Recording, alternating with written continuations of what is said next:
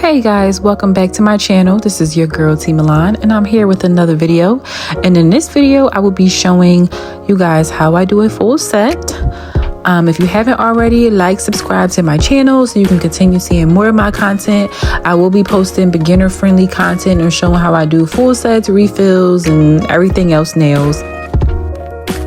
Okay, so I didn't start the video from the very beginning of this process, but here you can clearly see that I have already applied the tips and I am blending the tips into the natural nail so that the acrylic can lay more smoothly.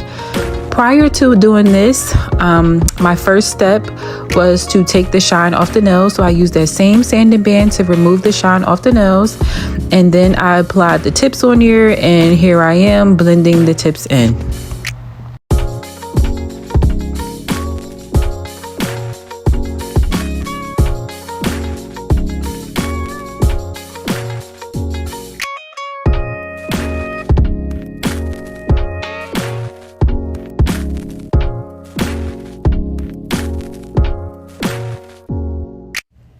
My client did not want her nails to actually be that long. So here you see me cutting it down to her desired length.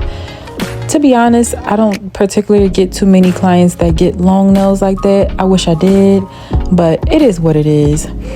She wanted her nails to be about a medium length and she wanted them to be shaped almond. And I also want to add the reason why I chose the stiletto tips, even though she's not getting that length, is because she wanted an almond shape. And the stiletto tips, the sides already are shaped inwards.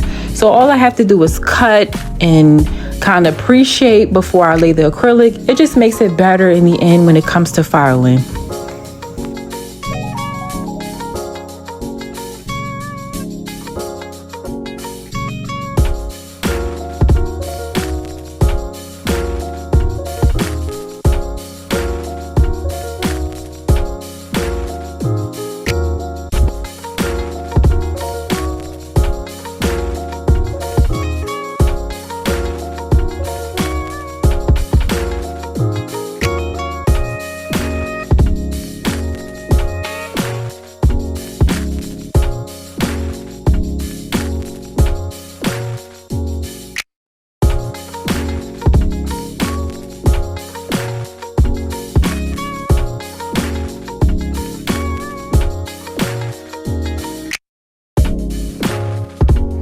Okay, so now I am about to prep the nail for acrylics. I've already put the tips down. I've already blended the tips into the natural nail.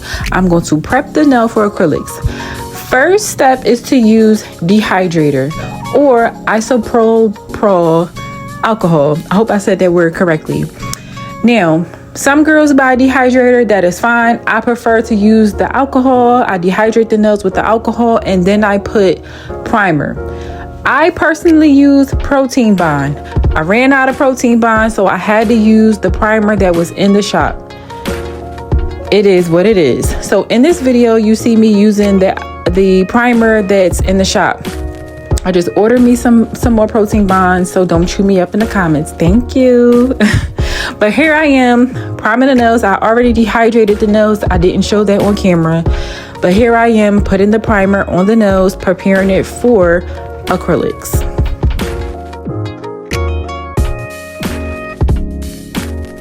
Okay, now this is for me personally, but I like to prep the nails one hand at a time. So I'll start with one hand and dehydrate it and put the protein bond on there, and then I'll lay the acrylic on the hands, and then I'll move to the second hand and dehydrate, lay the protein bond on it, and then put the acrylic on the second hand. And the reason why I don't do both hands at the same time is because when you do one hand while you're working on one hand, the client has their other hand. They are scratching their hair, they're touching their sweaters, they're touching their shirts, they're touching their phone, they touching everywhere else, and it messes up your prep work, and you have to go back again and actually prep it again because oil can get back on the nail.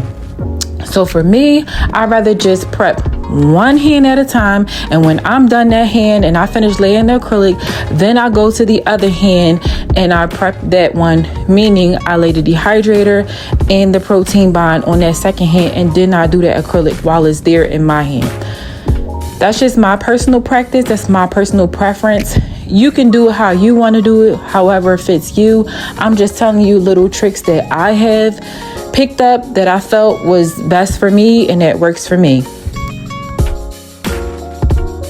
So here you see me laying the acrylic. I know that the camera is not in the best angle. You can't really actually see my work, but I am laying the acrylic. Me, typically, I personally use the 3 bead method. I know some people have advanced where they can do 2 bead method, and they're so far advanced in their career where they can do the 1 bead method. For me, the 3 bead method works. I would also say, guys, don't really get caught up on how many beads it takes you to perfect the nail shape. It doesn't matter how many beads that you lay. Obviously, you want to do it as proficient as possible. You want to be as fast as possible, but you want the quality to you honestly want the quality to be better than speed.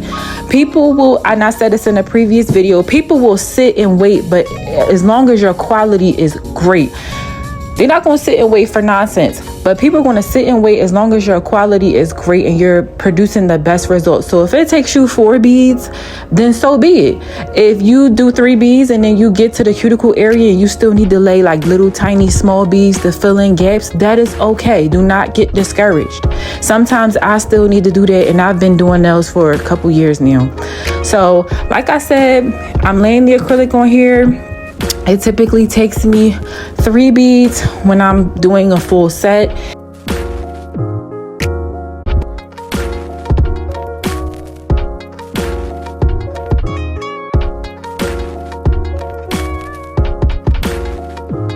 Guys, when you're laying acrylic, also remember to wipe the sides, your sidewalls.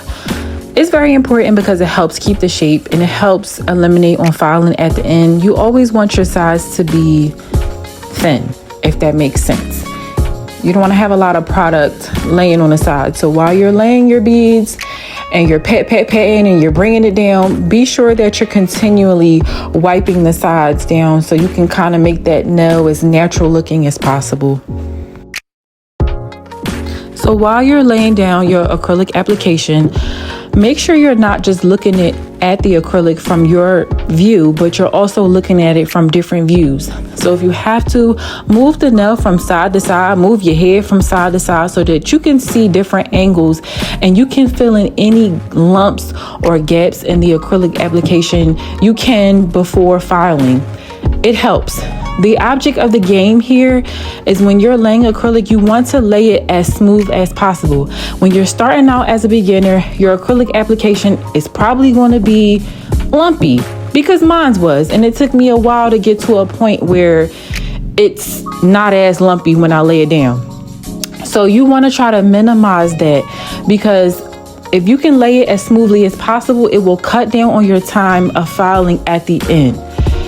So again, while you are laying acrylic, make sure you are looking at it from sides. If you have any deep lumps in it, you are filling in those lumps, you are filling in those gaps, because we want to get this acrylic application as smooth as possible. Also, when you are practicing, practice it. Try to get your acrylic application as smooth as possible. People have practiced and mastered acrylic application to the point where they don't even have to file at the end or do much filing at the end because it's so smooth. Me personally, I still have to file at the end, but I definitely have seen where I have improved from when I started until now. I don't have to file crazy like I did when I first started, but I do still have to use the e-file to make sure that it's smooth enough for the polish to get on, and then I go over it again with the sanding band to get out any tiny little kinks or whatever. We'll get to that point. But here, when you are laying that application, make sure you are laying it as smooth as possible. You're looking at it from different angles. And if you have any deep lumps and bumps, make sure you are filling in those lumps and bumps.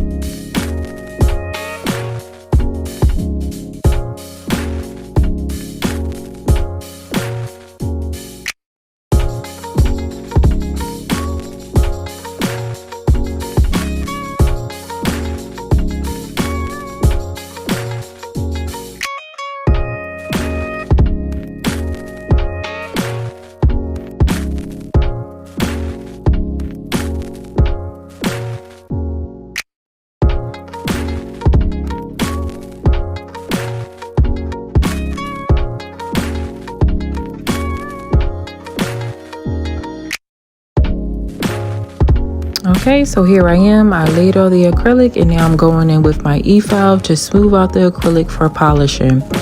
At first, you want to start around the cuticle area. You want to make sure you're sealing the cuticle so that no water, no debris, no oil, nothing is getting up under that nail. We want to eliminate lifting as much as possible.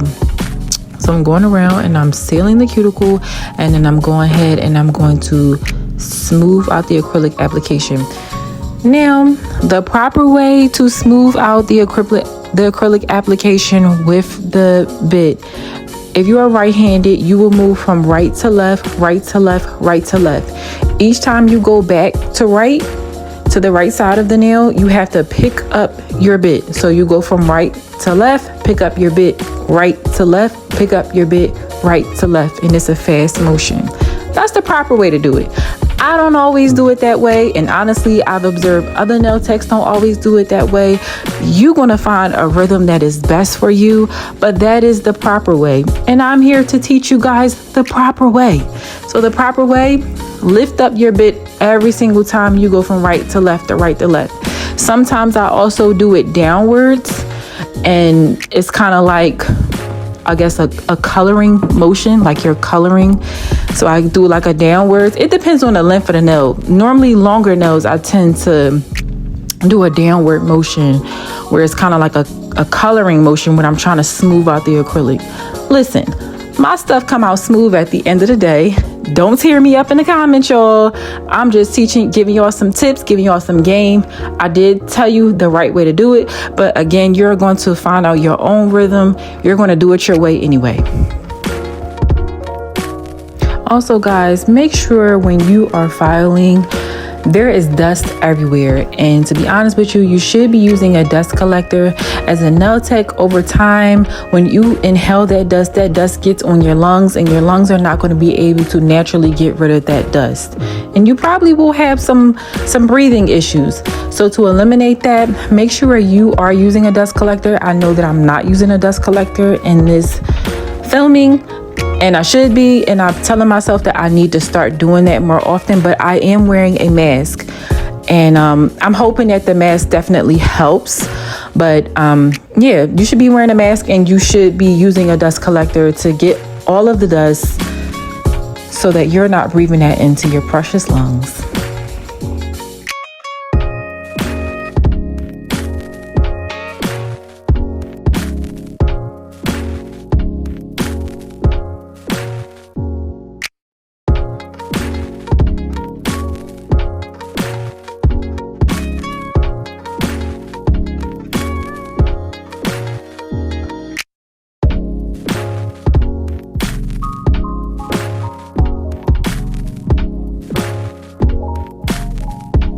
Okay, and now comes the fun part. Well, at least this is my favorite part. This is the fun part for me, the actual shaping of the nail after the acrylic has been laid. So this girl wanted almond. I'm gonna be honest with y'all, almond is actually not a problem shape for me. You know what shape that I really don't like is round. I don't know what it is, but when the girls come in and they ask for round, on the inside I am rolling my eyes because I don't like the shape. I don't like the way it looks, and it's actually a little bit difficult to do. But she wanted almond. Almond can be a little difficult as well, but I always envision it as stiletto, which is my favorite shape ever. I envision it as I'm doing a stiletto. I make sure I'm bringing them sides in and making them sides narrow, and then I round it at the end, which is exactly what she wanted. So here I am at my favorite part of the whole full set process is of me shaping. I just love shaping. While you are filing the sides, make sure you are also filing underneath the sides. Angle your file so that you're getting underneath the side walls. We want to make sure our shape is as crisp and as nice as possible. So we're not just filing the sides, but we're also kind of turning our file and angling it so we are getting kind of underneath and making those lines as straight and as crisp as possible. I hope that I explained that as well as I could. I might give you guys another video or a tutorial just so you can really see exactly what I'm talking about. But we're not just going to keep our file one way and just file the sides. We're going to angle it so that we're getting underneath the nail as well, and we're going to make sure that we're getting that shape crisp as possible.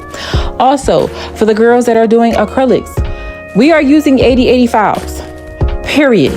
The lower the number, the grittier the file is. When you are filing acrylics, you want that file to be as gritty as possible. Now, I done watched a girl go on live and she used 100/180 file.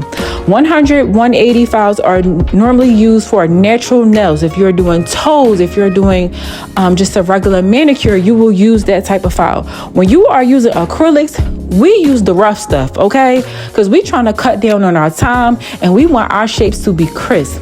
So girls, ladies, gentlemen, whoever is watching this video, make sure you are using 80/80 files every single time you do your acrylic applications. I'm talking about after the acrylic has been laid. On natural nails, you can do 100/180 files. That is perfectly fine.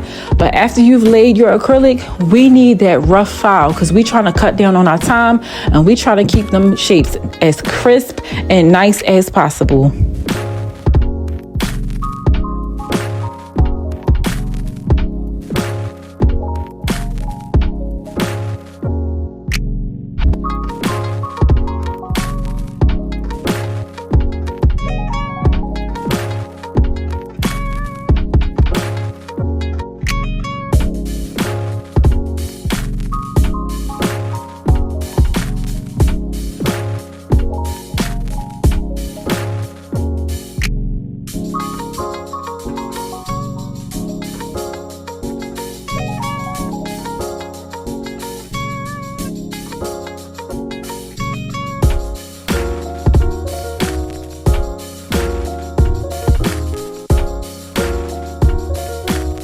Okay, so now that the E-file and the shaping is done, I go in with my sanding band to smooth it out even more.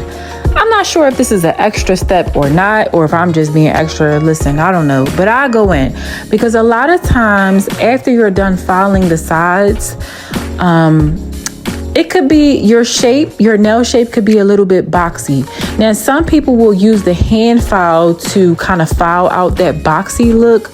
But me personally, I use the E-file and the sanding band. This sanding band does not have to be gritty. I believe this is a medium grit. I'm not sure because I got this from the shop and I'm not sure what she bought. But it appears to be a medium to light grit sanding band. You don't need it to be a super gritty sanding band. That's not necessary since we went in with the E-file previously to smooth it out. This part right here is just to get rid of any marks that the E-file may have left. And also, this is a tidbit as well. If you notice, I used a ceramic bit when I did the E-file to shape the nails, to file the nails smoothly. I'm sorry. And typically ceramic bits are better than the metal bits. Just my opinion, because it doesn't leave as many marks on the nail. And I had an older nail tech show me that, and I kind of like took that in. So normally I like to use the ceramic bits over the metal bits, but again, this is personal preference. You're going to find your groove and you're going to find what you like best. So again, here I am just going over the nail with the sanding band, just making sure that shape is nice. From filing, sometimes, like I said, the sides can be a little bit boxy. So I'm making sure the sides is not boxy and I'm smoothing everything out. Make sure the nail is rounded as a whole, and just making everything smooth for polish.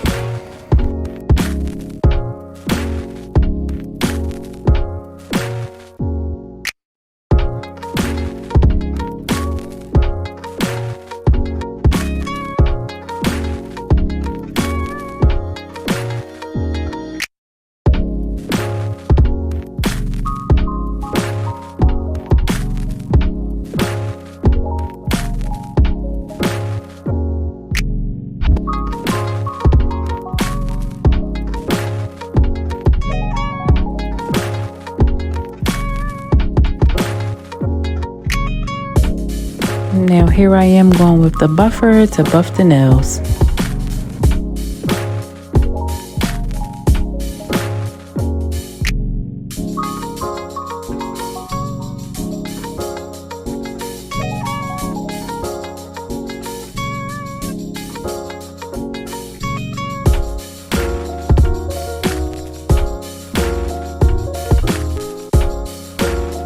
So after I buff the nail, I take off the nail dust off of the client's hands. I instruct them to go wash their hands. They go wash their hands. They come sit back in my chair.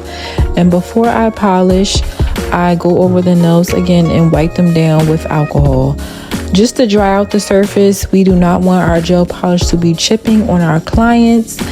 And I don't know if this is true or not, but sometimes they say when clients wash their hands in soap, that the oils from the soap can get on the nails and kind of mess up your application.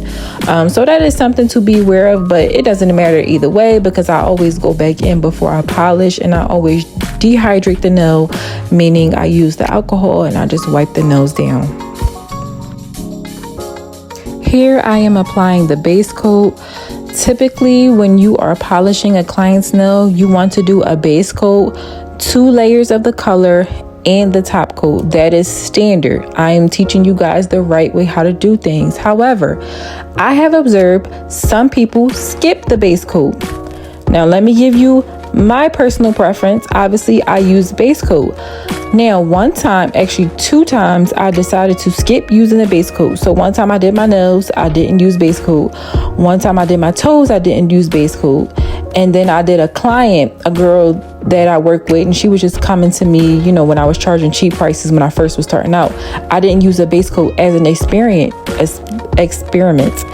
And I experienced a bunch of chipping. Like, I had chipping on my hands, I had chipping on my feet, and she also had chipping on her nails, all within a week.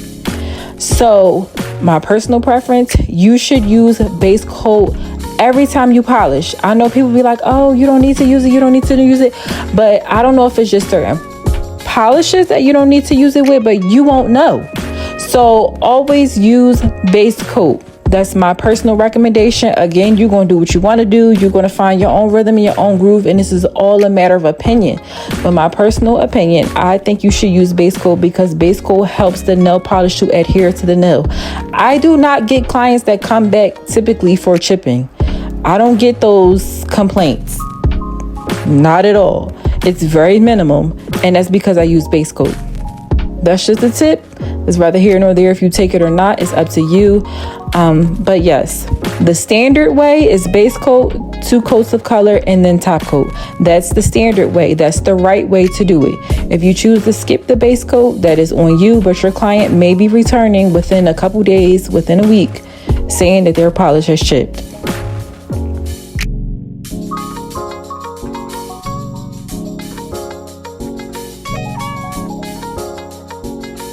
Okay, so for some reason I skipped over recording the art part of the nail, which would have been cool to show you guys. I did have my coworker Lisa, hey Lisa, come in and help me with the flowers that was on the nails, the flower petals actually. But now that she showed me how to do it, I know how to do it. So girl, if you come and get your nails done and you getting flower petals, I got you. But this is the end result. This is how they came and looked at the end, and they look so beautiful, and I'm so proud. These are so cute. Okay guys, like and subscribe to my channel, and I will see you in the next video.